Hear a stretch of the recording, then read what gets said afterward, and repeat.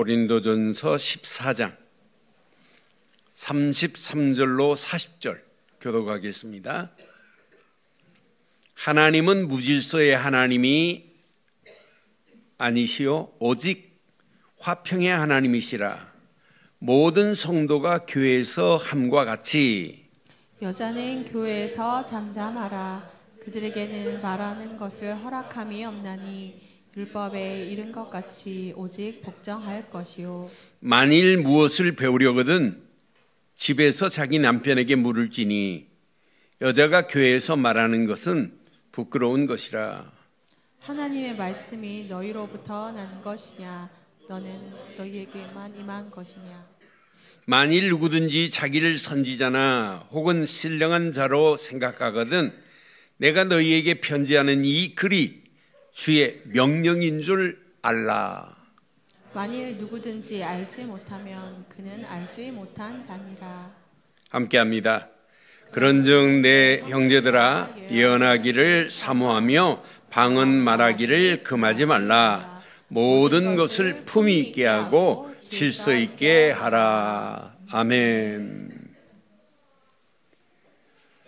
우리가 살고 있는 오늘의 세상은 점점 더 무질서와 혼란에 빠져가고 있습니다. 그러는 중에 진리보다는 개인의 감정과 욕망이 우선이 되고 있고 진리를 말해도 안 믿어요. 안 들어요. 또 분명히 소통보다는 갈등과 분열이 커져가면서 모든 질서가 무너져 버렸어요. 그래서 이 시대를 무질서의 시대라고 말할 정도로 질서가 없습니다. 그러면서 보세요. 질서보다는 자유라는 이름 앞에 더 혼란을 조장하고 있잖아요. 이런 가운데 저와 여러분들이 지금 살고 있어요. 그래서 한마디로 이 시대는 무질서와 영적 대혼란의 시대 속에 우리가 살고 있구나.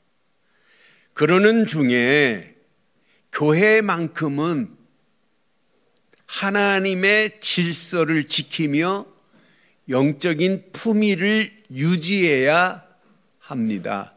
그래서 오늘 바울이 고린도 교회에 지금 좀 품위를 지키고 질서 있게 좀 하라고 강조하는 거예요. 여러분 오늘 본문에 보니까 33절에 보니까 하나님은 어떤 분이에요? 무질서의 하나님이 아니란 말이에요.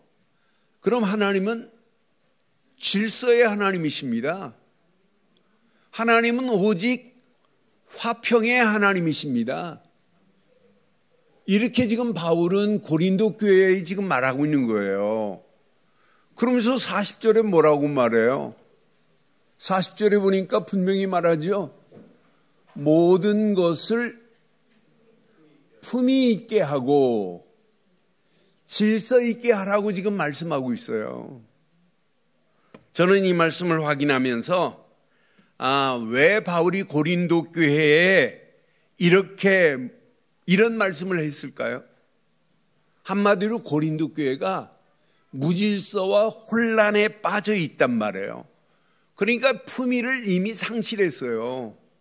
품위 없는 행동을 하는 고린도 교회를 향하여 오늘 증거한 메시지예요. 저는 고린도 교회를 했는데도 불구하고 오늘 내게 하시는 말씀 같아요. 여러분, 교회 공동체는 세상과 구별된 건 맞죠? 세상과 똑같으면 안 돼요. 세상이 무질서하고 혼란에 빠져 있다 할지라도 교회만큼은 품위가 있어야 되고 질서가 있어야 되는 줄 확신합니다. 그래서 지금 진짜 우리의 신앙생활은 바울이 나에게 말씀한 것 같아요. 품위를 좀 지키고 질서 있게 하라. 이렇게 나에게 말씀하는 것 같아요. 오늘 이 말씀은 우리 교회에 지금 말씀하는 것 같아요. 우리 늘 좋은 교회가 늘 품위를 유지하고 질서 있는 교회 되기를 주의 이름으로 축원합니다. 이런 품위를 지키고 질서를 유지해서 교회는 오직 하나님께 영광 돌려야 되는 건 맞지요. 시대가 아무리 무질서하고 혼탁하다 할지라도 교회만큼은 무질서하면 안 돼요. 세상은 지금 품위를 상실했지만은 교회만큼은 영적 품위를 지켜야 됩니다. 그래서 오늘 제목을 이렇게 삼아 봤습니다. 함께 하겠습니다. 품위 있고 질서 있는 믿음의 공동체. 여러분, 한 분 한 분이 얼마나 중요해요. 품위 있는 늘 좋은 게 누구누구 장로, 누구누구 권사, 누구누구 집사, 누구누구 렘넌트, 한 사람 한 사람이 얼마나 중요해요. 한 사람 한 사람이 품위 있고 질서 있는 한 분 한 분을 통하여 우리 늘 좋은 게 믿음의 공동체가 세워지게 될 줄 확신합니다. 품위 있고 질서 있는 믿음의 공동체가 돼야 돼요. 그런 의미로 다시 한번 제목 시작. 품위 있고 질서 있는 믿음의 공동체. 여러분, 교회는 반드시 품위와 질서를 유지해야 할 교회가 필요합니다. 그런데 고린도 교회는 이미 질서가 파괴된 교회예요. 우리가 고린도전서를 쭉 보면서 야, 고린도 교회가 이런 교회구나. 그럼 고린도 교회 같은 교회가 우리 늘 좋은 교회가 되면 안 된단 말이에요. 바울이 이렇게 지금 질서를 지켜, 품위를 좀 지켜라, 이렇게 우리 교회를 향하여 말씀하면 되겠어요? 야, 역시 늘 좋은 교회는 보니까 늘 품위 있고 늘 질서 있는 교회구나, 이렇게 칭찬받아야 될 줄 확신합니다. 늘 품위 있고 품위 있고 질서 있는 교회가 이게 교회 아니에요? 늘 품위 있고 질서 있는 성도가 이게 멋있는 성도 아니에요? 저는 이 말씀 확인하면서 고린도 교회를 확인해 보니까 질서가 이미 파괴돼 버렸어요. 고린도 교회는 질서가 파괴된 고린도 교회를 보니까 여러분, 우리가 지금까지 봤잖아요. 분열과 파벌 싸움으로 교회가 완전히 나는 바울파다, 나는 아볼로파다, 나는 게바파다, 나는 그리스도파다. 파가 어디 있어요? 지도자들 중심으로 파벌 싸움을 하고 있고 경쟁하고 있어요. 여러분, 지도자 중심으로 파벌 싸움을 하고 있다는 것은 하나님 중심이라는 말이에요? 사람 중심이라는 말이에요? 사람 중심으로 지금 교회가 움직이고 있다니까요. 이렇게 파벌 싸움으로 분쟁하고 있는 고린도 교회 같은 교회가 되면 안 된단 말이에요. 여러분, 한국 교회가 이렇게 교회가 많이 세워진 이유 중에 가장 큰 이유가 뭘까요? 뭐 때문에 교회가 많이 세워졌을까요? 교회가 서로 은혜 중에 있다가 안 맞으면 서로 싸워요. 싸워가지고 아이 하는 말이 있잖아요. 중이 절이 싫으면 뭐가 떠나라고? 그런 말 하면서 교회를 분리시켜서 세운 교회가 교회 개척 사명을 가지고 개척한 것보다 그 숫자가 제일 많은 게 대한민국이에요. 5만 개 이상 교회가 지금 넘어요. 목사 10만 명이 넘어요. 그런 대한민국 교회가 파벌 싸움으로 제일 많이 교회가 분쟁되어 가지고 교회를 세운 거예요. 여러분, 고린도 교회는 파벌만이 아니에요. 심각한 성적 타락과 부도덕이 극치를 이루었습니다. 여러분, 어느 정도 타락했냐면 고린도에서 5장 1절에 보면 1절 2절 보면 성적 타락이 너희 중에 심지어 음행이 있다함을 들었으니 그런 음행은 이방인 중에도 없는 음행을 저질렀어요. 교회가. 이방인도 그런 음행은 안 저질러요. 누가? 그 아버지의 아내 계모를 취하였도다 그러잖아요. 아버지의 아내 계모입니다. 계모를 취했다니까요.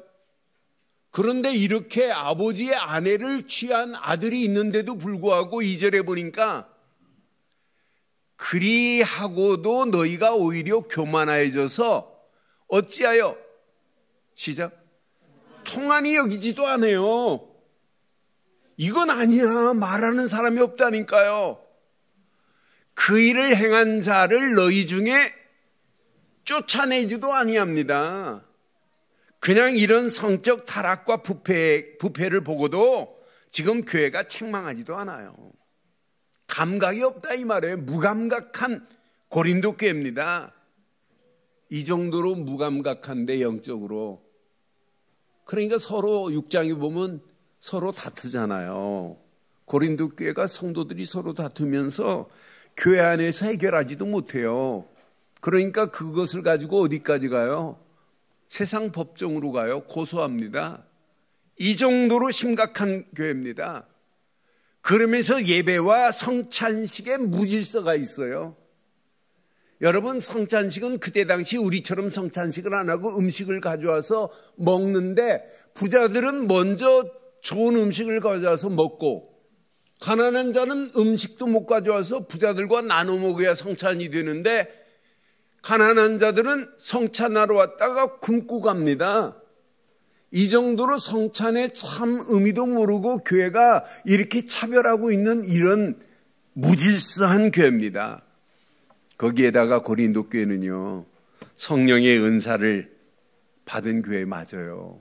근데 성령의 은사를 서로 남용하면서 자랑하고 자랑하면서 또 경쟁까지 하네요. 그러니 하나님이신 은사, 여러분 특별히 여러분 방언이라는 방언의 은사가 터졌어요. 그런데 이 방언이 예배를 교회를 혼란스럽게 만들어 버렸어요. 여러분 모든 은사는 교회를 덕을 세워야 되는 것 맞지요? 덕을 세워가면서 교회가 은사를 받으면 받을수록 더 질서 있게 만들어야 되는데 극심한 혼란을 초래한 교회가 고린도 교회예요. 사랑하는 성도 여러분, 그래서 바울은 은사에 대해서 고린도 교회에 선언을 해요. 분명히 은사는 교회를 건강하게 유지하는 것 중에 은사가 필요합니다. 은사는 믿는 자들에게 격려하는 힘을 주는 것이 은사입니다. 그래서 분명히 말해요.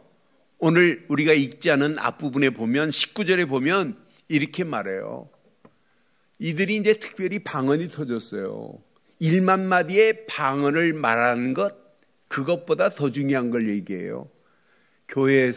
그러나 교회에서 네가 남을 가르치기 위하여 깨닫는 마음으로 시작 5마디 말하는 것이 1만 마디 방언으로 말하는 것보다 뭐하다고요? 나은 줄 확신합니다. 1만 마디 방언으로 난리 법석을 피면서 오히려 성도들에게 유익을 줘야 되고 교회에 유익을 줘야 돼요. 그래서 만약 방언이 터졌다 할지라도 통역해주는 그것을 해석해주는 자가 없으면 방언하지 말라고 그랬어요. 바울은 알아듣지 못하는 외국어 같은 말 하지 마라. 오히려 통역해주고 통변하는 은사 받은 사람이 방언을 할 때 통역해가지고 서로 이해하도록 만들어야 진짜 방언이지. 오늘날 여러분 요즘 유튜브 보면 방언하는 생방송으로 하는 것 보지요. 무슨 말을 하는지도 몰라요. 그런 방언 하지 말라고 지금 바울은 고린도 교회를 지적합니다. 여러분 모든 은사는 교회의 덕을 세워야 돼요. 그렇잖아요. 분명히 12절에 보니까 또 말해요. 그러므로 너희도 영적인 것을 사모하는 자인즉 시작 교회의 덕을 세우기 위하여 그것이 풍성하게 구하라.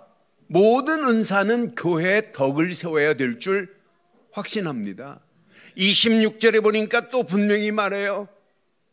형제들아 어찌할까? 너희가 모일 때에 각각 찬송시도 있으며 가르치는 말씀도 있으며 계시도 있으며 방언도 있으며 방언만 있어요? 방언을 통역함도 있나니 모든 것을 시작 덕을 세우기 위하여 하라. 모든 은사는 교회에 덕을 세워야 돼요. 그러니까 방언이 터져도 그 방언을 통역해 주는 자가 없으면 방언을 하지 말라. 그건 개인에게도 유익이 되지 않고 교회 전체에 유익이 되지 않는다. 그럴 바에는 오히려 예언을 하라 그래요. 예언을. 분명히. 오히려 예언하는 말은 들으면 교회가 이해가 될 것이다. 예언하는 것으로 세우고 격려하고 권면하는데 예언의 말씀을 가지고 기회해라. 이렇게 지금 바울은 말해요. 그런데 봐요. 지금 고린도 교회가 영적인 품위를 상실했어요. 그러니까 무질서 속으로 교회가 가는 거예요. 그럼 교회가 그래요? 성도들이 품위를 상실했어요. 성도들이 영적 질서를 무시하고 무질서 속으로 지금 가고 있단 말이에요. 그러니까 가장 중요한 건 교회가 아니에요. 오늘 저와 여러분들이 오늘 이 말씀 듣다가 영적인 품위가 갖춰지고 영적인 질서가 새롭게 되기를 주의 이름으로 축원합니다. 고린도 교회는 방언과 예언과 가르침 같은 풍성한 은사가 넘친 건 맞아요. 그런데 이런 은사들이 무질서와 혼란으로 그 은사의 가치를 상실해버렸단 말이에요. 특히 방언의 남용으로 공동체를 혼란케 만들었어요. 공동체가 혼란스럽다 보니까 예배가 질서 있는 예배가 돼야 되는데 예배의 질서마저도 깨질 수밖에 없는 거 봐요. 예배의 질서가 깨졌다니까요. 그래서 바울이 오늘 품이 있고 질서 있는 교회를 지금 강조하는 거예요. 품이 있고 질서 있는 성도들을 강조하는 거예요. 오늘 이 말씀 확인해 봐요. 33절에 보니까 하나님은 무질서하신 분이 아니에요. 하나님은 무질서의 하나님이 아니시고 질서의 하나님이신 줄 확신합니다. 하나님은 화평의 하나님이시라고 분명하게 이렇게 우리에게 지금 말하고 있잖아요.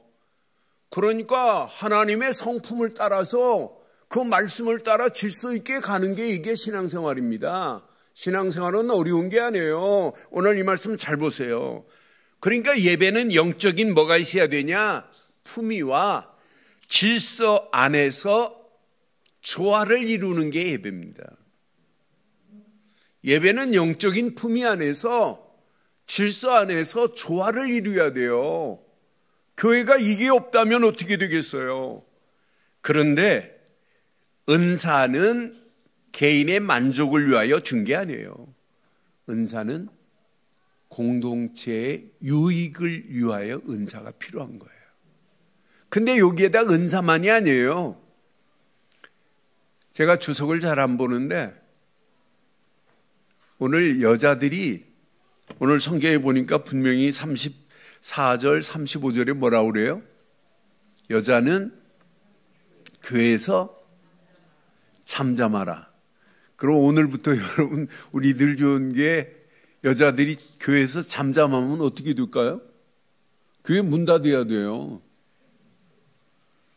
그들에게 말하는 것을 허락함이 없나니 율법에 이른 것 같이 오직 복종할 것이요.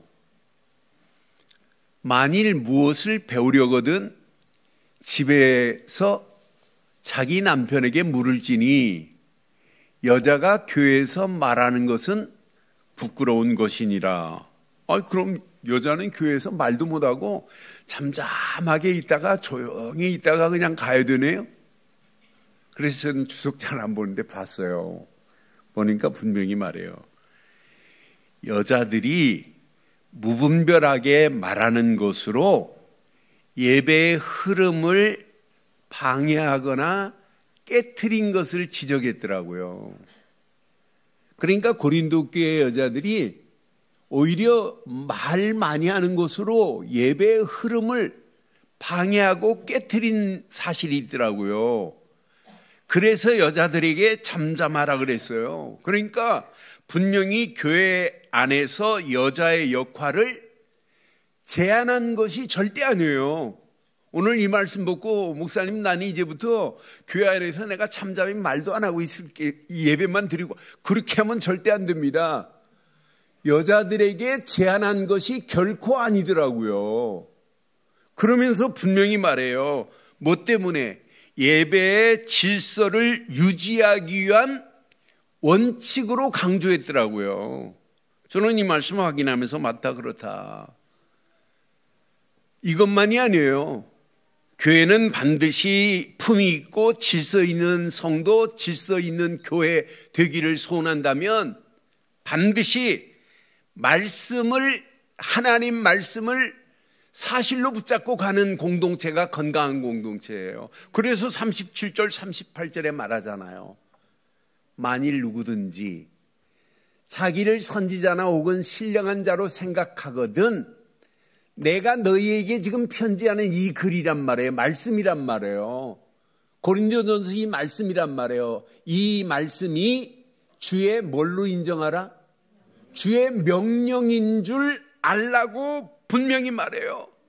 그러니까 교회의 질서는 말씀의 권위를 인정하는 공동체가 되어야 된다 이 말이에요. 교회의 질서는 사람의 생각이 아니라 하나님 말씀 위에서 세워져야 된다 이 말이에요.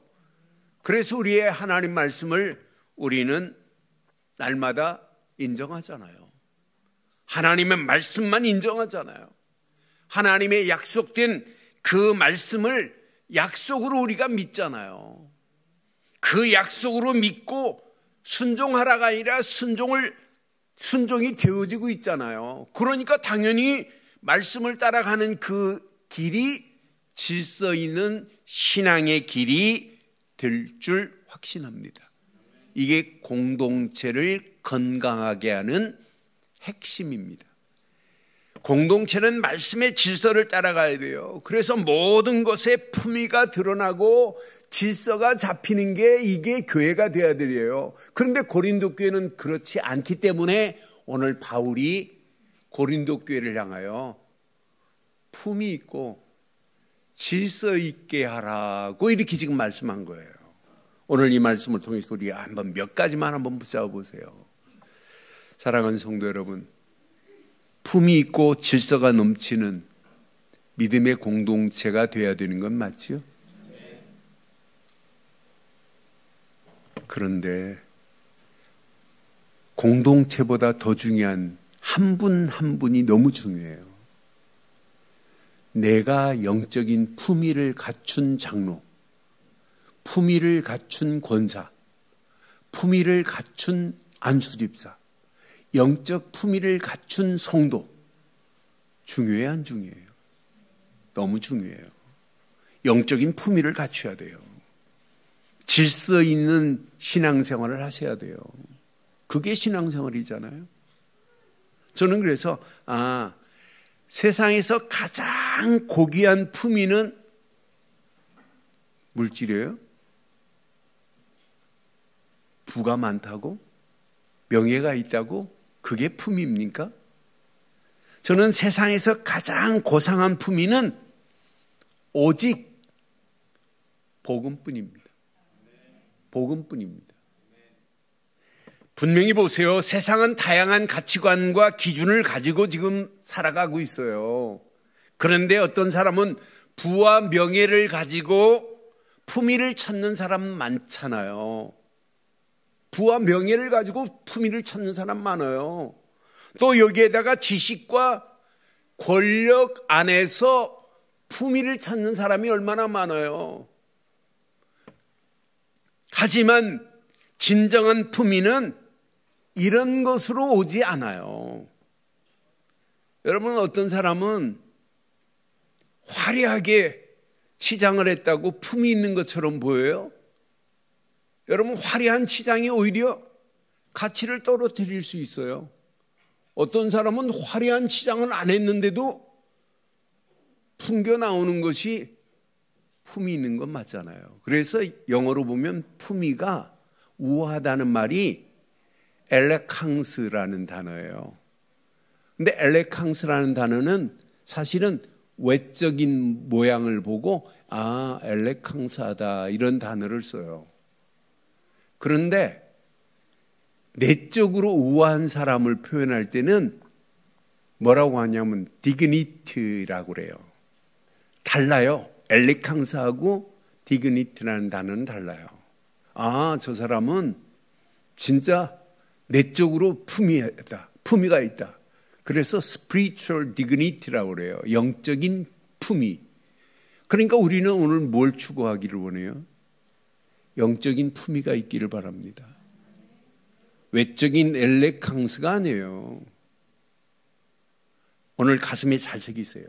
저는 오직 복음만이 진정한 품위가 복음 안에서 나와야만이 진정한 품위구나.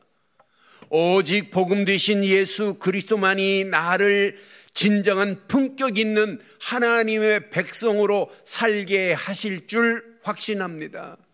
여러분, 예수를 그리스도로 안 믿고 어떻게 하나님의 자녀의 품격을 유지할 수 있어요? 우리는요, 하나님의 자녀의 품격을 유지하는 거예요. 하나님의 자녀의 품격을 유지하다 보면 우리의 삶이 품위 있는 삶이 되어지게 되어 있습니다. 그렇지 않아요? 진짜 우리가 예수 믿는 것만큼 멋있고 우아한 게 어디 있어요? 예수를 그리스도로 믿었다. 여러분 고민할 거 없잖아요. 아니, 예수를 그리스도로 믿는 순간에 고통 가운데서 하나님 만나는 새로운 살 길이 열려졌으니 얼마나 행복해요. 아니, 죄와 저주 우리 힘으로는 해결할 수 없고 종교로도 해결할 수 없는데 예수 그리스도가 십자가에서 물과 피를 쏟으심과 동시에 죄와 사망의 법에서 우리를 해방시켰으니 얼마나 멋있어요. 예수를 그리스도로 믿기만 하면 하나님 만나는 길이 열려지고 죄와 사망의 법에서 해방을 받고, 예수를 그리스도로 믿기만 하면 마귀에 붙잡힌 내 영혼이 마귀 손에 벗어나 하나님 자녀가 되는 줄 확신합니다. 하나님 자녀만큼 품격이 있는 게 어디 있어요? 여러분 누구세요? 예수 그리스도 안에서 하나님의 자녀인데 품격 있는 하나님 자녀가 된 줄 확신합니다. 여러분들은 날마다 그래서 그리스도로 옷 입고 살아가는 게 이게 신앙생활입니다. 내가 이 땅에 살아가면서 그리스도로 옷 입고 살았다. 이것만큼 품격 있고 품이 있는 옷이 어디 있어요? 복음의 옷만큼 품이 있는 게 어디 있어요? 분명히 성경은 말합니다. 고린도후서 5장 17절에 보니까 그런즉 누구든지 그리스도 안에 있으면 새로운 피조물로 저와 여러분들의 품격을 바꾼 줄 확신합니다. 이전 것은 지나갔으니 보라 새 것이 되었도다. 새 것이 됐다니까요. 새로운 품격으로 바뀌어진 줄 확신해요.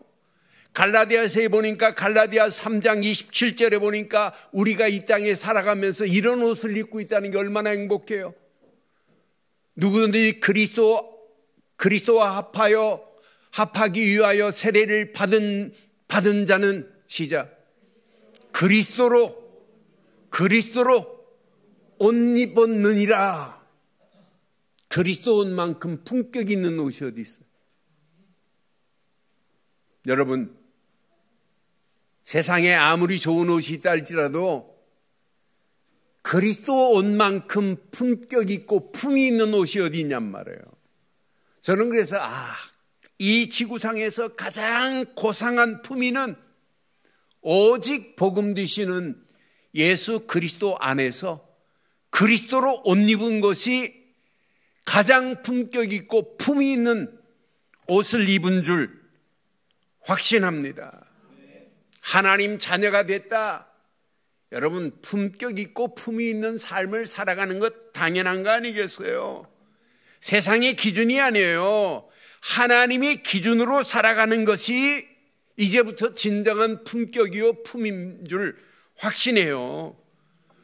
그래서 복음 안에서 거룩한 백성이 됐다. 이것만큼 품위 중에 품위가 어디 있어요? 품격 중에 품격이 어디 있어요? 저는 그래서 바울이 품위 있고 질서 있게 하라 하는 메시지가 제 가슴에 딱 박혔어요. 아, 맞다, 그렇다. 복음 되시는 예수 그리스도만이 나를 가장 고상한 품격 있는, 품위 있는 삶으로 우리를 완전히 바꿔 주신 줄 확신합니다. 두 번째, 여러분, 질서 중에 질서는 오직 말씀의 기준뿐입니다. 말씀의 기준뿐입니다. 질서를 여러분 어디서 찾아요? 여러분, 말씀에서 질서를 찾아야 돼요. 세상은 봐요. 오늘날 세상은 조합, 혼란과 무질서로 가득해요. 그러니까 모든 사람들이 가치관이 막 흔들려 버리네요. 가치관만 흔들려요. 진리를 찾지 못해요. 진리보다 감정이 앞서는데 진리가 보일 리 있겠어요? 진리 못 찾아요. 그러니까 세상은 지금 혼란 속에 방황하고 있습니다. 이런 세상을 지금 살고 있어요. 그러니까 방향을 상실한 게 오늘날 시대입니다. 그런 중에 하나님은 질서의 하나님이라고 오늘 성경은 분명히 말하지요. 그런데 창조의 질서를 가지신 분이 하나님이십니다. 무엇으로? 오직 말씀으로. 하나님은 오직 말씀으로 창조의 질서를 유지하시는 분이에요. 창세기 1장 1절에 태초에 하나님이 말씀이 있느니라. 2절에 보니까 분명히 말해요. 창세기 1장 2절에 이 땅이 혼돈과 공허로 가득해요. 땅이 혼돈과 공허하며 흑암이 깊음 위에 있고 하나님의 영은 수면 위에 운행하더라 그래요. 그런데 봐요. 하나님께서 말씀으로 질서를 유지하시는데 말씀 한마디를 딱 선포하는 순간에 분명히 빛이 있으라. 빛이 있었고 빛만 만들으셨어요? 어둠을 만드시는 하나님이세요. 빛과 어둠을 만드시는 하나님이에요. 그래서 빛을 낮이라 칭하시고 어둠을 밤으로 정하시는 하나님이라니까요. 하나님은 말씀으로 창조의 질서를 이루시는 줄 확신합니다. 그러니 말씀만이 질서 중에 질서입니다.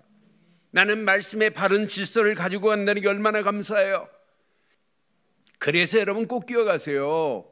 하나님 말씀은 교회 공동체의 질서를 세우십니다. 그래서 화평의 하나님이라고 지금 강조하면서 33절에 말씀하는 거예요. 하나님은 무질서의 하나님이 아니시나니 아니시오. 오직 화평의 하나님이시라. 화평의 하나님께서 고린도 교회를 그렇게 가기를 원치 않아요. 그래서 꼭 기억하세요. 하나님 말씀은 예배의 질서를 세웁니다. 예배의 질서를 세웁니다. 저는 우리 교회가 설교 시간 보면 제가 힘이 나요. 하나님 말씀을 사실로 붙잡으시려고 하는 여러분들의 모습을 보면 목사로서 얼마나 힘나는지. 야, 그래서 예배는 하나님의 말씀의 질서 속에 진행되는구나. 말씀의 질서가 없는 예배라면 그건 혼탁할 수밖에 없어요. 그렇잖아요. 우리는 하나님 말씀을 사실로 붙잡잖아요. 하나님의 말씀은 공동체 안에서 분명히 화평을 이룰 거라고 33절에 말씀하고 있잖아요. 공동체 안에서 하나님 말씀은 우리를 화평케 하실 줄 확신합니다. 하나님의 말씀은 교회의 질서의 기준이 됩니다. 그 말씀 따라가기 때문에 말씀이 기준이 되잖아요. 그러니 교회는 당연히 질서 있는 교회가 될 수밖에 없잖아요. 하나님의 말씀은 질서만이 아니에요. 교회 사명의 질서를 찾게 해요. 우리는 하나님 말씀을 받으면 어떻게 해요? 그 말씀에서 나를 향하여 하나님이 주시고자 하는 비전이 뭐냐? 나를 향하여 내가 붙잡을 미션이 뭐냐? 내가 그 말씀을 붙잡고 꿈꿀 것이 뭐냐?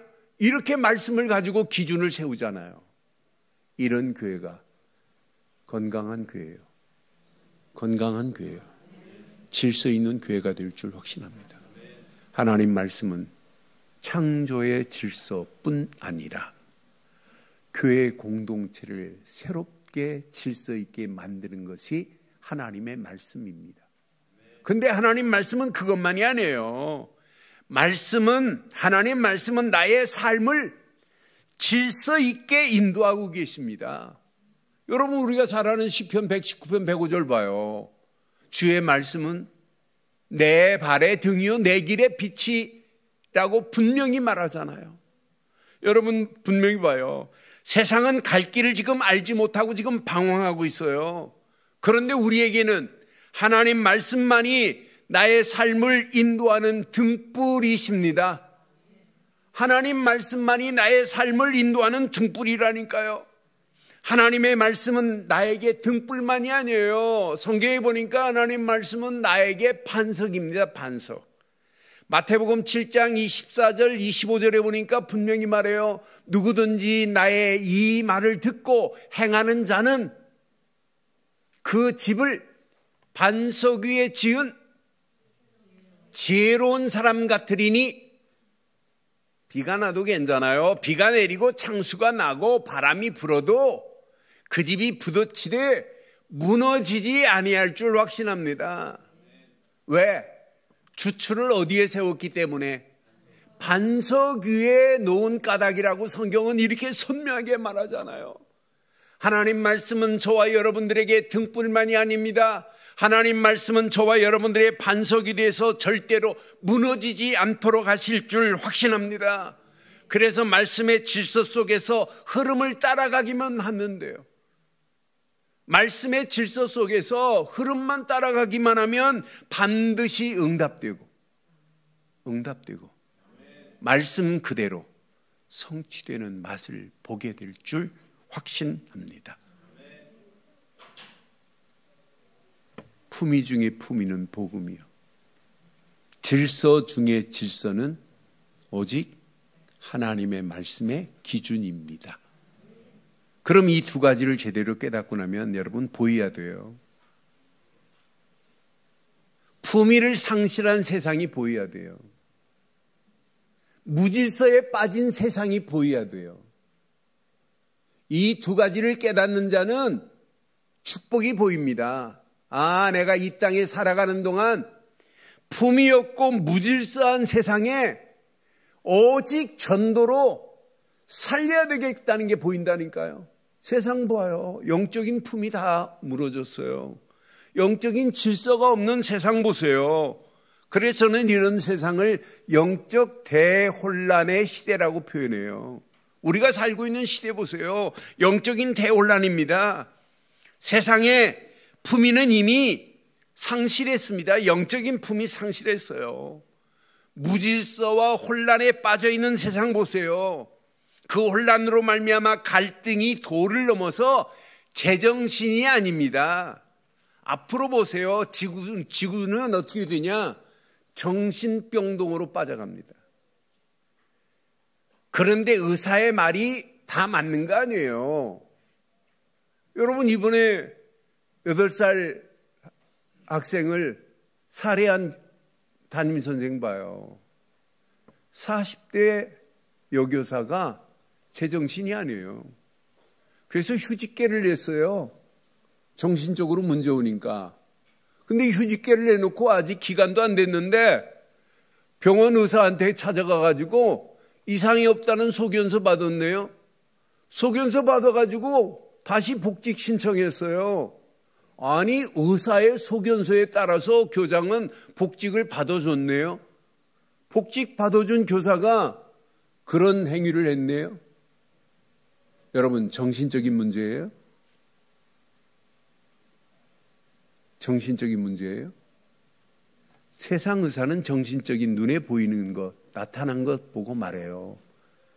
영적인 것만 구분을 못해요. 여러분, 사단은 항상 그래요. 그 아이를 죽여놓고 네가 살인했는데 너도 죽어야 돼. 그대로 한다니까요. 그러니까 이 여자가 자해를 했어요. 자해를 했는데 안 죽었잖아요. 여러분, 이처럼 지금 세상은 혼란으로 끝나지 않아요. 갈등으로 끝나지 않아요. 무질서 속에 이 지구를 정신병동으로 사단은 지금 만들고 있지 않을까요? 이런 가운데 우리가 지금 바르고 정확한 의사가 말해주지 못할 영적인 비밀을 말해줄 수 있으니 얼마나 감사해요. 세상에 지금 함정에 빠져서 개인 중심, 물질 중심, 성공 중심으로 가는 저 세상, 정신병도로 바뀌어지는 저 현상, 귀신을 섬기고 우상을 섬기고 무당에게 잡혀가는 저 현장, 영적 문제에 치닫고 있는 저 현장, 우리는 정확한 문제를 진단하고 원인을 말하고 거기에 답을 줄 수 있는 여러분들은 전도자입니다. 전도자입니다. 이 땅에 살아가는 동안 가장 건강한 품이 있고 질서 있는 최고로 멋진 삶이 누구냐? 전도자. 전도자. 세상에 답을 찾지 못하고 가는 영혼들에게 답을 줄 수 있는 전도자로 산다는 게 얼마나 가치가 있어요. 여러분, 누구시라고요? 가장 고상한 품위를 가진 전도자, 바르고 정확한 질서를 가진 전도자, 세상 모든 사람들에게 답을 줄 수 있는 전도자로 살기를 바랍니다. 예수 제자로 살기를 주의 이름으로 축원합니다. 나는 전도자요, 예수 제자로 살다가 가자. 그래서 많은 영혼들을 살리고 해방시켜주고 절망 가운데 있는 자들에게 소망을 주고 또 다른 제자를 세우는 일에 쓰임받는 저와 여러분들 되기를 바랍니다. 여러분의 가정이 전도자의 가정이 돼야 돼요. 여러분 하시는 일이 전도 때문에 하셔야 돼요. 사업한다, 전도 때문에. 공부한다, 전도 때문에. 우리 늘 좋은 교회 뭐 때문에 교회가 필요하냐? 뭐 때문에? 전도 때문에 교회가 필요한 줄 확신합니다.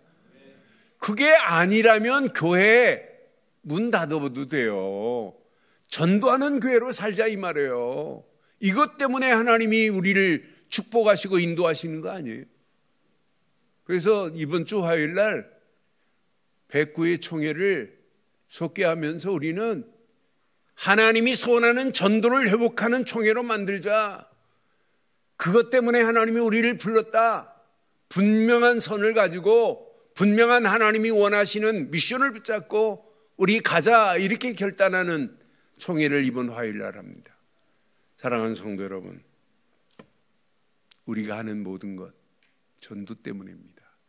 우리 후대들 복음 가르쳤다면 복음 가르친 만큼 우리 후대들에게 뭘 가르쳐야 되겠어요? 전도 가르쳐야 돼요. 교회 뭐 때문에 교회가 필요합니까? 전도 때문에 필요합니다. 오늘 결론을 이렇게 내리겠습니다. 품이 있고 질서 있는 하나님의 사람으로 살아갈 수 있는 유일한 길. 여러분, 지금부터 여러분들은 근본이 흔들려 버리면 안 돼요. 여러분들이 근본만 흔들리지 않으면 여러분들은 100% 승리예요. 우리의 근본은 오직 복음으로만 근본의 옷을 입어야 돼요. 우리가 그리스도로 옷 입었느니라. 에베소서 4장 24절에도 23절 24절에 분명히 말해요. 에베소서 4장 23절 24절에 오직 너희의 심령이 새롭게 되어 하나님을 따라 의와 진리의 거룩함으로 지으심을 받은 새 사람이 되었대요. 새 사람을 입으래요. 여러분, 새 사람을 입은 줄 확신합니다. 그러니까 우리 날마다 우리는 그리스도로만 복음으로만 옷 입고 살아가는 거예요. 이게 신앙생활입니다. 오늘 이 언약 내 것으로 붙잡아요. 여러분, 기준이 흔들리면 안 돼요. 저와 여러분들의 기준은 오직 말씀으로만 기준을 삼으세요. 100% 하나님이 응답하십니다. 마지막, 우리의 수준은 달라야 돼요. 그렇잖아요. 우리의 수준은 뭐 때문에 사냐? 오직 전도만으로 저와 여러분들의 수준을 180도 바꾸기를 바랍니다. 이것이 된다면 여러분 움직이는 발걸음마다 300% 하나님이 응답하실 수밖에 없는 축복으로 인도하셔서 날마다 우리의 인생 하나님이 보실 때 진짜 품위와 품격이 넘치는 성도, 질서 있는 성도가 되어서 하나님의 아름다운 교회를 더 믿음의 공동체로 아름답게 만드는 저와 여러분들 되시기를 주의 이름으로 축원합니다.